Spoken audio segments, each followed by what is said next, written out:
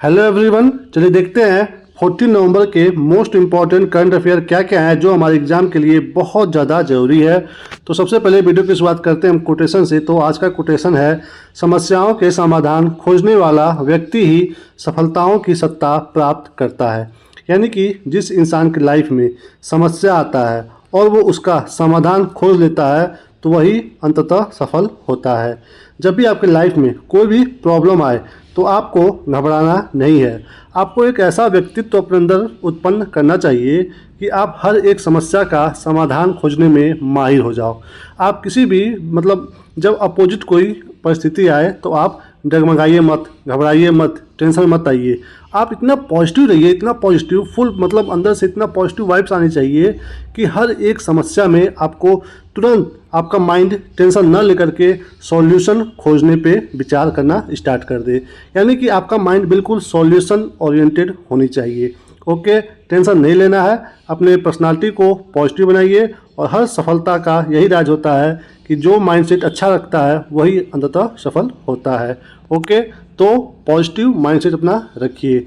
चलिए देखते हैं चैलेंज जो हम डेली फॉलो करते हैं। तो आज का भी वही चैलेंज है। मिनिमम में आपको 5 टास्क फॉलो करना है। 21 डेज तक आपको ये फॉलो करना है और ख़ुद को ईमानदारी के साथ 5 में से नंबर देना है। जितना नंबर आपको मिलेगा वो कमेंट करके बताना है, क्योंकि जब आप कमेंट करेंगे तो आपकी एक रिस्पॉन्सिबिलिटी होगी कि हमारी नंबर जो भी आई।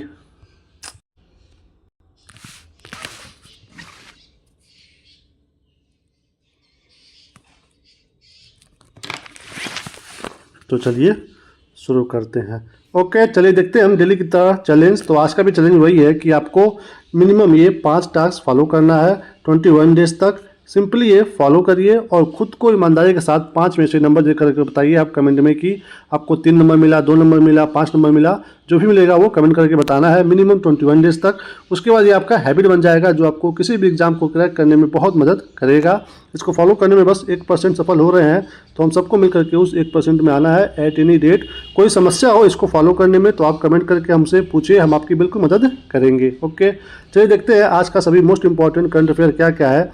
तो सबसे पहला प्रश्न है आज का कि 66वें अखिल भारतीय कालिदास समारोह का शुभारंभ किसने किया है। किसकी बात हो रही है दोस्तों? अखिल भारतीय कालिदास समारोह का। तो बताना है कि इसका शुभारंभ किसके द्वारा किया गया है। तो सामने आप पे ऑप्शन है दोस्तों, ये किया गया है ए जगदीप धनखड़ जी के द्वारा। दोस्तों ये हमारे देश के कौन है? उप राष्ट्रपति जी हैं। बात हो रहा है अखिल भारतीय कालिदास समारोह का। दोस्तों ये कहाँ पे हुआ है? तो ये हुआ है उज्जैन में। उज्जैन कहाँ पे है? ये है मध्य प्रदेश में। कहाँ पे? ये मध्य प्रदेश में है। दोस्तों यहाँ पे जो समारोह हुआ है उसमें एमपी के सीएम और गवर्नर दोनों लोग वहाँ पे उपस्थित थे। तो यहाँ के जो सीएम है वो कौन है एमपी के? तो वो है दोस्तों मोहन यादव जी। मोहन यादव जी। और यहाँ के गवर्नर कौन है? तो वो है मंगू भाई पटेल जी। ये बात हो रही है एमपी की। तो एमपी में जो उज्जैन है वहीं पे ये अखिल भारतीय कालिदास समारोह हुआ है। दोस्तों यहाँ पे देख लीजिए कालिदास के बारे में बात हो रहा है। तो कालिदास जो ये थे पहली शताब्दी ईसा पूर्व के थे। ऐसा क्यों? क्योंकि इसी समय में एक, यहाँ पे मैं लिख के बता रहा हूँ उसका नाम, वो है अभिज्ञान शाकुंतलम। यहाँ पे दोस्तों नहीं स्पेस है, यहाँ पे देखिए पहली शताब्दी ईसा पूर्व में।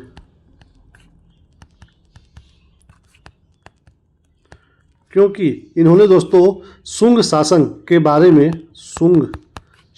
बारे में लिखा हुआ है। और शुंग शासन था 185 से लेकर के 73 ईसा पूर्व तक। तो इसलिए अनुमान है कि ये जो कालिदास जी हैं ये पहली शताब्दी ईसा पूर्व के हैं। दोस्तों इनकी रचना क्या क्या है ये हमारे एग्जाम में बार बार पूछता है। तो एक है अभिज्ञान शाकुंतलम। ओके, और दूसरा है मेघदूत। ये सब कालिदास जी का है। ओके, एक है मालविकाग्निमित्र। क्या नाम है? मालविका अग्निमित्र। ओके, और है रघुवंशम। उसके बाद कुमार संभव। उसके बाद है ऋतु संहार। ऋतु संहार। ये सब जो रचना है किसकी है? ये कालिदास जी की है। इनकी बात हो रही है तो यहाँ पे सब कुछ बताना जरूरी है। दोस्तों कभी कभी एग्जाम में पूछ देता है कि कालिदास जी के गुरु कौन थे, यानी कि इनके गुरु का नाम पूछ देता है। तो वो थे दोस्तों विद्योत्तम जी, इनके गुरु थे। ओके दोस्तों, कहाँ पे हो रहा है 66वें नंबर का अखिल भारतीय कालिदास समारोह? तो ये हो रहा है उज्जैन में, एमपी में। जो इसका शुभारंभ हुआ है ये जगदीप धनखड़ जी के द्वारा किया गया है। ये हमारे देश के इस समय उप राष्ट्रपति हैं। तो यहाँ पे आपको ये भी ध्यान देना है कि ये कौन से नंबर के उपराष्ट्रपति हैं। तो दोस्तों ये 14वें नंबर के उपराष्ट्रपति हैं हमारे देश के। उपराष्ट्रपति के बारे में हमारे अनुच्छेद 63 में बताया गया है सब कुछ उपराष्ट्रपति के बारे में। दोस्तों ये कहाँ से लिया गया है? उपराष्ट्रपति का पद ये लिया गया है यूएसए से। ये सब क्वेश्चन एग्जाम में आता है, इसलिए यहाँ पे हमने बता दिया आपको। ओके चलिए चलते हैं अगले प्रश्न पे। अगला क्या है दोस्तों? अगला है राष्ट्रीय आदिवासी छात्र शिक्षा समिति कहाँ 5वें राष्ट्रीय EMRS सांस्कृतिक एवं साहित्यिक महोत्सव और कला उत्सव का आयोजन करेगी, ये आपको बताना है। तो सामने यहाँ पे ऑप्शन है दोस्तों, कहाँ पे होगा ये? तो ये होने वाला है सी, भुवनेश्वर में, यानी कि उड़ीसा में होने वाला है। इसका उद्देश्य क्या है? इसका उद्देश्य ये होगा इसका कि हमें जो भी आदिवासी स्वतंत्रता सेनानी रहे हैं उनका सम्मान करना है, और जो उनकी संस्कृतियाँ रही हैं उनको हमें मतलब मेंटेन बनाए रखना है। उसी पे फोकस रहेगा पूरा इस आयोजन का। दोस्तों ये क्यों हो रहा है? क्योंकि 150वीं जयंती है किसकी? बिरसा मुंडा की, बिरसा मुंडा की। दोस्तों इनको भगवान बिरसा मुंडा भी कहा जाता है। इनका जन्म हुआ था 15 नवंबर को, और इनकी 15 नवंबर 1875 को, और इनकी मृत्यु हुई थी 1900 में। दोस्तों ये अपने आदिवासी समुदाय के बहुत ही बड़े लीडर थे। इनको हम लोग क्या बोलते थे? बिरसा मुंडा को इनको कहते थे धरतीबा। तो यदि पूछे कि धरतीबा किसे कहा जाता था, डायरेक्ट अगर आप एग्जाम में ये पूछे तो बिरसा मुंडा जी को कहते थे। ओके दोस्तों इनका बहुत ही फेमस नारा था। क्या नारा था? हमारा देश हमारा राज्य। ऐसा क्यों था? क्योंकि उस टाइम ब्रिटिशर्स जो थे हमारे देश में राज कर रहे थे, वो इन लोगों का जो आदिवासी लोगों का एरिया था वहाँ पे वो लोग अतिक्रमण कर रहे थे, उनकी ज़मीन हथिया रहे थे। तो इन्होंने आवाज़ उठाई थी, बिरसा मुंडा ने नारा दिया था हमारा देश हमारा राज। दोस्तों इन्होंने उनके मतलब अंग्रेज़ों के नाक में दम कर दिया था एकदम से, और उनको एक दो छोटे मोटे युद्ध में हरा भी दिया था। तो इनको कैद कर लिया गया, और 1900 में इनको मतलब चोरी छुपे से जहर दे दिया गया। जेल में बंद थे ये, और वहीं पे इनको जहर दे दिया गया। दोस्तों इनके द्वारा एक नया धर्म शुरू किया गया था बिरसा मुंडा जी के द्वारा 1895 में। ओके उस धर्म का नाम क्या है? ये भी एग्जाम में आता है। तो वो था बरसाइत धर्म 1895 में। इस धर्म का यही था कि हमें सामान्य स्तर से ऊंचा जीवन जीना है, नशा पानी नहीं करना है, शाकाहारी जीवन बिताना है, सिंपल ड्रेस पहनना है, और नेचर की पूजा करना है। बरसाइत धर्म का यही मोटो था। शुरू किया गया था भगवान बिरसा मुंडा जी के द्वारा। ओके तो दोस्तों उन्हीं की जयंती पे ये आयोजन हो रहा है। कहाँ पे? भुवनेश्वर में, उड़ीसा में। ठीक है दोस्तों, ये जो भगवान बिरसा मुंडा जी थे इनका जन्म हुआ था 15 नवंबर को 1875 में। तो ये जो 15 नवंबर का डेट है इसको सन 2021 से हम लोग पता है किस रूप में मनाते हैं? जनजाति गौरव दिवस। 2021 से इसको मनाना स्टार्ट किया गया है जनजाति गौरव दिवस। कब है ये? 15 नवंबर। सीधे एग्जाम में आ सकता है कि जनजाति गौरव दिवस कब मनाया जाता है? तो 15 नवंबर को मनाया जाता है। ओके तो चलिए अब चलते हैं अगले प्रश्न पे। अगला क्या है दोस्तों? रक्षा अंतरिक्ष एजेंसी का पहला अंतरिक्ष अभ्यास 2024 कहाँ शुरू हुआ है? दोस्तों ये पहला है अभ्यास किससे रिलेटेड? रक्षा अंतरिक्ष एजेंसी से। यानी कि हमें अब जो बॉर्डर पे रक्षा करते थे, सीमा का सुरक्षा, अब उसके साथ साथ हमें अंतरिक्ष में भी सुरक्षा करना है, तो उसी का अभ्यास है ये। कहाँ पे शुरू हुआ है पहला अभ्यास, ये आपको बताना है। तो सामने यहाँ पे ऑप्शन दोस्तों ये शुरू हुआ है सी, नई दिल्ली में। कहाँ पे शुरू हुआ है? नई दिल्ली में। दोस्तों ये 3 दिन का है और इसमें लक्ष्य यही है कि हमें कैसे जो भी अंतरिक्ष से संबंधित कोई भी समस्या है उसे कैसे निपटारा पाना है। दोस्तों इसी से संबंधित 2019 में एक एंटी सैटेलाइट का मतलब परीक्षण किया गया था भारत के द्वारा। हमें यहाँ पे ये मतलब कोशिश करना था कि अगर कोई भी दुश्मनों का उपग्रह आ रहा हो तो हम उसे कैसे निष्क्रिय कर सकते हैं, कैसे नष्ट कर सकते हैं। उसी पे ये फोकस था 2019 में एंटी सैटेलाइट। और अब 2024 में रक्षा अंतरिक्ष को लेकर के हम अभ्यास कर रहे हैं नई दिल्ली में। ओके दोस्तों, यहाँ पे बात हो रहा है, यहाँ पे देखिए बात हो रहा है रक्षा अंतरिक्ष का। जब आप अंतरिक्ष में ज़मीन से जब आप 100 किलोमीटर ऊपर जाओगे, 100 किलोमीटर, तो वहीं पे एक रेखा है जिसको बोलते हैं हम लोग कारमन रेखा। इस रेखा के बाद से शुरू हो जाता है क्या? बाह्य अंतरिक्ष क्षेत्र। तो अगर आपके एग्जाम में पूछे कि कारमन रेखा कितनी दूरी पे है तो वो 100 किलोमीटर की दूरी पे है। नाम है कारमन रेखा। यहाँ से शुरू हो जाता है बाह्य अंतरिक्ष क्षेत्र।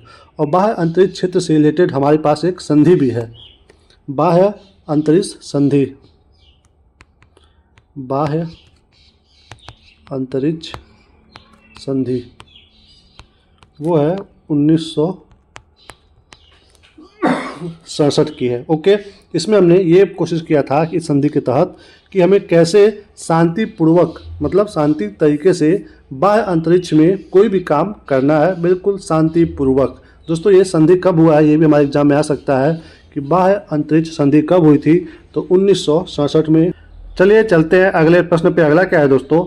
हाल ही में एडेलगिव हरून परोपकार सूची 2024 में कौन प्रथम स्थान पर रहा है? यानी कि 2024 का जो परोपकार सूची है उसमें टॉप पे कौन रहा है? तो सामने यहाँ पे ऑप्शन दोस्तों, इसमें टॉप पे रहे हैं शिव नादर जी। कौन? शिव नादर जी। दोस्तों ये HCL टेक्नोलॉजी है, इसके ये क्या है? फाउंडर है। ये HCL टेक्नोलॉजी है क्या? ये रिसर्च और डेवलपमेंट के लिए है ये HCL टेक्नोलॉजी। ओके, इसका हेडक्वार्टर कहाँ पे है? इसका हेडक्वार्टर है दोस्तों नोएडा में, यानी कि यूपी में है। यूपी के नोएडा में इसका हेडक्वार्टर है HCL टेक्नोलॉजी के। इसके जो फाउंडर हैं शिव नादर जी, इन्हें प्रथम स्थान प्राप्त हुआ है 2024 के परोपकार सूची में। ओके दोस्तों, इनके द्वारा जो दान दिया गया है वो है 2153 करोड़ रुपए। कितना मतलब जो पिछले साल दिए थे उसमें अब कितना परसेंट का वृद्धि हुआ है? ये हुआ है 5% का। और दोस्तों इन्होंने किस क्षेत्र में प्रमुख रूप में दान दिया है? तो वो है शिक्षा के क्षेत्र में। सोचिए, एजुकेशन के फील्ड में इन्होंने इतना करोड़ रुपए दान दिया है। नाम है शिव नादर। ओके, और आपके माइंड में चल रहा होगा कि दूसरे और तीसरे पे कौन है, या फिर आपके दिमाग में चल रहा होगा कि मुकेश अंबानी और मतलब और जो फेमस लोग हैं वो लोग कहाँ पे हैं। तो दूसरे नंबर पे दोस्तों हैं मुकेश अंबानी जी।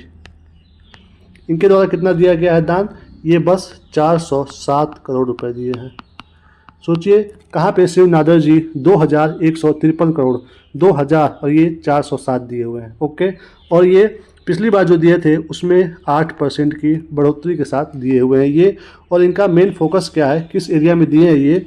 तो जो वंचित समुदाय होता है, वंचित समुदाय, इनके उत्थान के लिए ये दान दिए हुए हैं मुकेश अंबानी जी। ओके, और तीसरे नंबर पे हैं जो बजाज परिवार, इनके द्वारा जो दान दिया गया था पिछली बार उसमें 33% का इजाफा करके 352 करोड़ रुपए दिया गया है दान के रूप में। इन्होंने मुख्य रूप से दिया है इंजीनियरिंग की शिक्षा पे दान। ओके, तो पहले पे कौन है? शिव नादर जी। HCL जो टेक्नोलॉजी है उसके फाउंडर हैं ये। ओके, चलिए चलते हैं अगले प्रश्न पे। अगला क्या है दोस्तों? हाल ही में किस राज्य सरकार ने राज्यव्यापी जाति जनगणना शुरू की है? यानी कि किस राज्य में शुरू हुआ है राज्यव्यापी जाति जनगणना? तो सामने यहाँ पे ऑप्शन दोस्तों, ये शुरू हुआ है सी, तेलंगाना में। कहाँ पे शुरू हुआ है? तेलंगाना में। ये जो होगा जनगणना, इसमें 80,000 लगभग क्या है जनगणना कर्मी लगे हुए हैं, जनगणना कर्मी,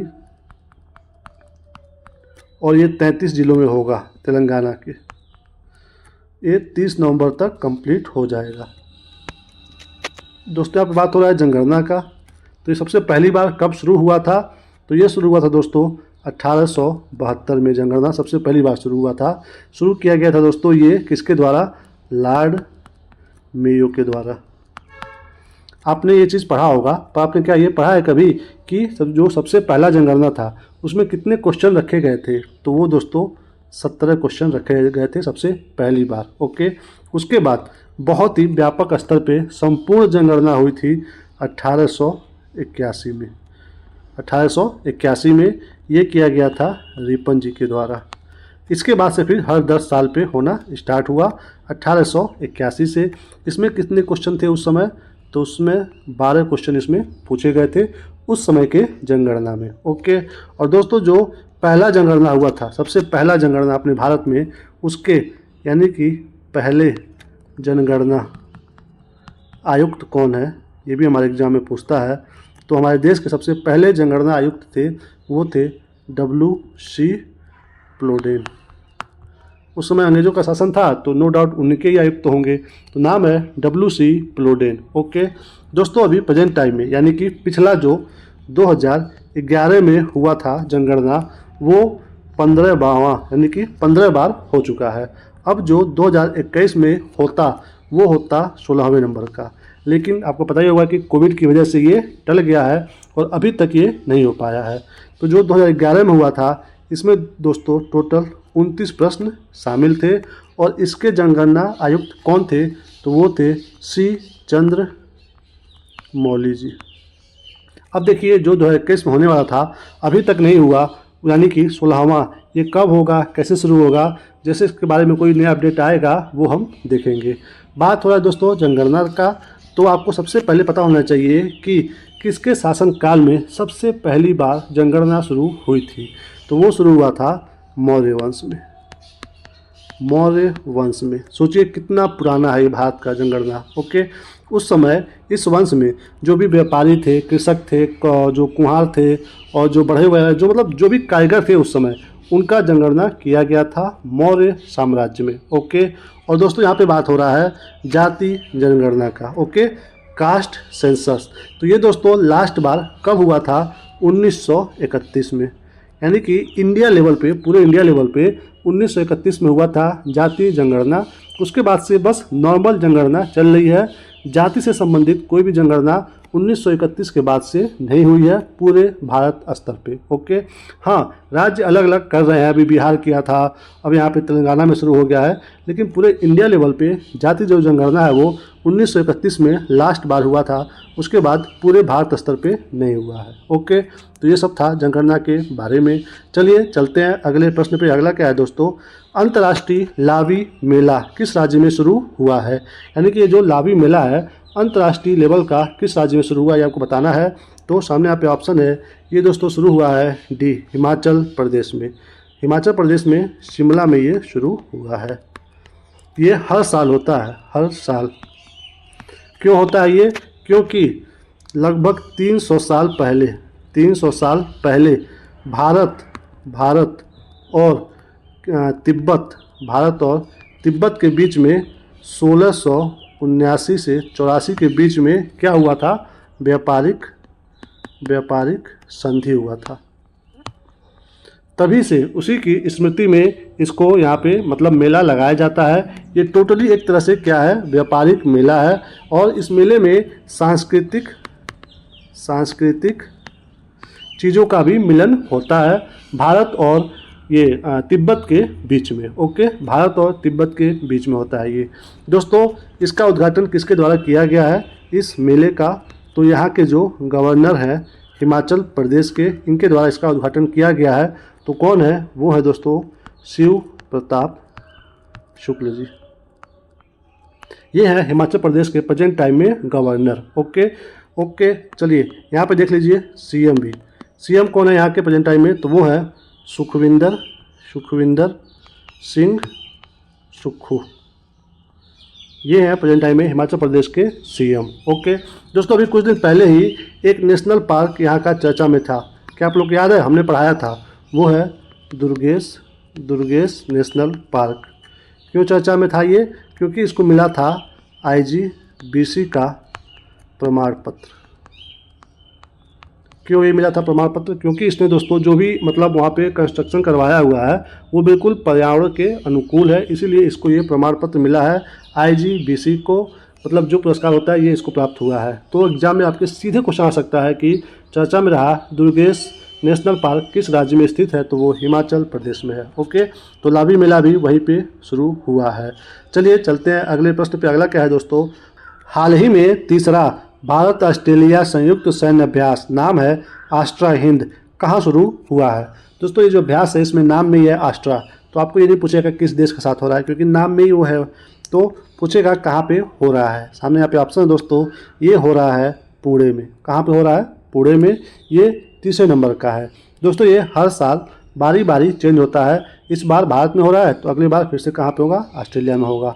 ऑस्ट्रेलिया से 2 और भी अभ्यास होता है भारत का साथ, यानी कि ऑसी इंडेक्स, एक तो ये और दूसरा है पिच ब्लैक। ये जो दोनों अभ्यास है ये भारत और ऑस्ट्रेलिया आपस में करते हैं। दोस्तों बात हो रहा है ऑस्ट्रेलिया का, तो इसकी राजधानी है कैनबरा और इसकी मुद्रा क्या है? डॉलर है। हम बार बार जब भी बात होता है ऑस्ट्रेलिया का तो आपको बताते हैं कि ऑस्ट्रेलिया में ही पाया जाता है क्या? ऑस्ट्रेलिया को जब आप ऐसे मैप देखोगे तो यहाँ पे पाया जाता है क्या? Great barrier reef. पता नहीं कितनी बार एग्जाम में पूछा है कि ग्रेट बैरियर रीफ किस देश में पाया जाता है, तो ऑस्ट्रेलिया में पाया जाता है। और यहीं पे 2 नदियाँ बहती हैं जिनका नाम है, एक का डार्लिंग और एक का नाम है मुर्रे। बार बार पूछता है, इसलिए मैं ये आप जब भी ऑस्ट्रेलिया के बारे में बात होता है तो मैं बार बार ये बताता हूँ, क्योंकि ये उतनी बार पूछा गया है। ओके, और यहाँ पे फेमस 2 लेक हैं, लेक आयरी और लेक टॉरेंस।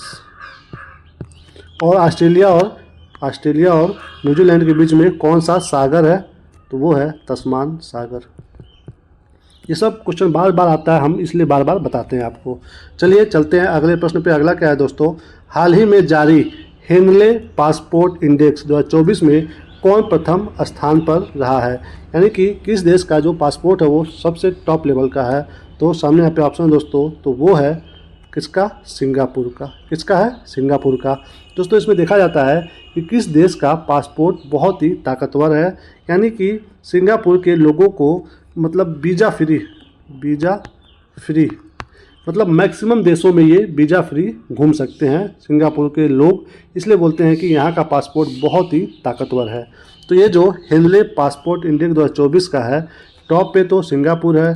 तो भारत की स्थिति क्या है? भारत दोस्तों है 82 नंबर पे, 82वें नंबर पे। ये 2024 की बात हो रही है।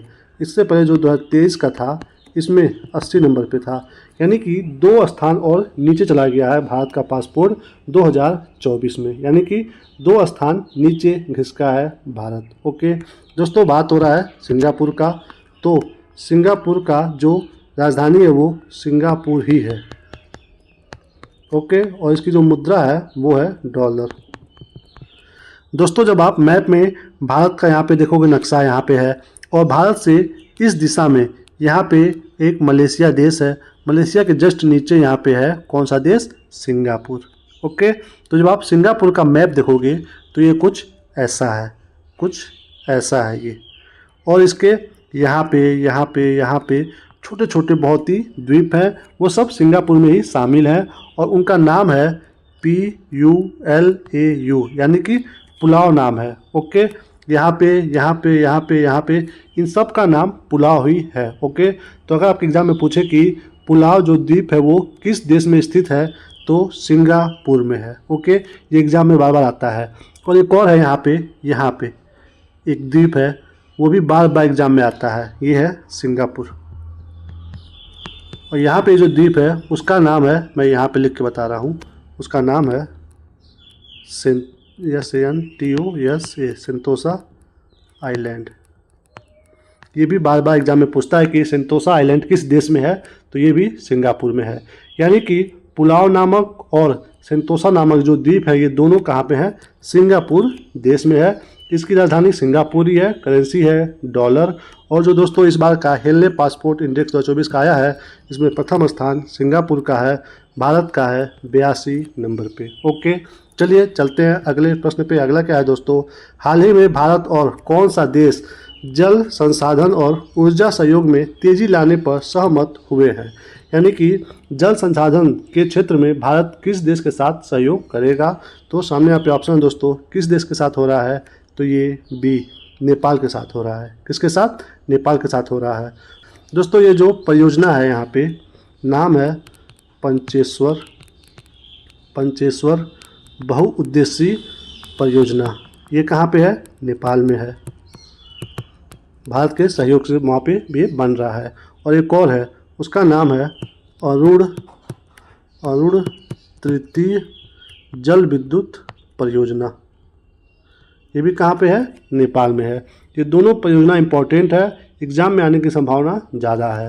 और दोस्तों यहाँ पे बात हो रहा है जल का, तो आपको पता होना चाहिए कि जो वाटर डे है यानी कि जल दिवस, ये कब मनाया जाता है? तो ये 22 मार्च को मनाया जाता है। तो दोस्तों किसके साथ हुआ है ये सहमत बातचीत करने पे? नेपाल के साथ भारत। तो नेपाल की राजधानी है काठमांडू।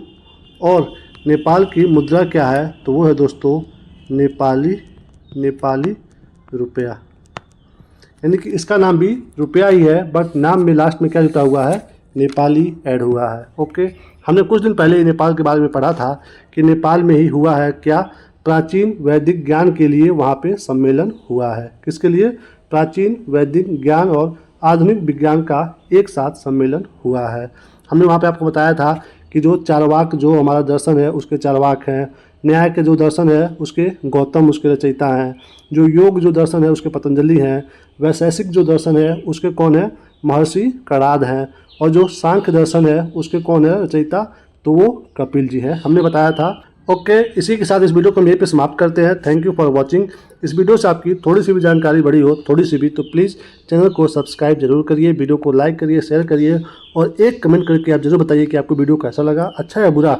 आपका एक कमेंट हमें बहुत ज़्यादा मोटिवेट करता है, तो प्लीज़ कमेंट करके ज़रूर बताइएगा कि अच्छा लगा या बुरा लगा। ओके, अपना ख्याल रखिए, मुस्कुराते रहिए, अपनी परीक्षा की तैयारी में मन से लगे रहिए, रिविज़न करते रहिए। रिविज़न बहुत ही इंपॉर्टेंट होता है दोस्तों। आप मान लीजिए हफ्ते में 7 दिन पढ़ाई कर रहे हैं। कितने दिन? 7 दिन। तो आप अपना पढ़ाई मंडे से स्टार्ट करिए और सैटरडे तक करिए रेगुलर। बट जो संडे का दिन होता है आप इसको कंप्लीट क्या करिए? रिवीजन डे बना लीजिए। क्योंकि हम पढ़ते बहुत ज़्यादा है, रिवीजन नहीं करते हैं, तो हमारी तैयारी में जो रिवीजन होता है ये बहुत ज़्यादा इंपॉर्टेंट रोल प्ले करता है। तो इसलिए मैं तो आपको यही सजेस्ट करूँगा कि संडे के दिन आप अपना रिवीजन का डे रख लीजिए। छोटा भाई, बड़ा भाई, दोस्त, यार, कुछ भी समझ करके प्लीज़ प्लीज़ प्लीज़ इसको आप ज़रूर इम्प्लीमेंट करिए। संडे को कुछ भी नया मत पढ़िए, आप रिवीजन करिए पूरे एक हफ्ते का। ओके, और जब रिवीजन करिए आप तो उसको A4 शीट पे पढ़ने के बाद, मान लीजिए आप साइंस पढ़ रहे हैं, हिस्ट्री पढ़ रहे हैं, ज्योग्राफी पढ़ रहे हैं, कोई भी विषय पढ़ रहे हो तो ऊपर लिख लीजिए। ऐसे भूगोल मान लीजिए पढ़ रहे हो तो लिख करके आपने जो अपने नोट्स से पढ़ा उसको आप 1 से 2 लाइन में लिख दीजिए बस। यानी कि आपका एक शॉर्ट नोट भी ऐसे तैयार हो जाएगा, जो कि एग्ज़ाम के टाइम में आपको बहुत जल्दी क्विक रिवीजन करने में मदद करेगा। ओके, तो फॉलो करिएगा। कोई समस्या आए तो आप कमेंट करके हमसे पूछ सकते हैं। मिलते हैं हम आपको अगले वीडियो में, तब तक के लिए जय हिंद, वंदे मातरम।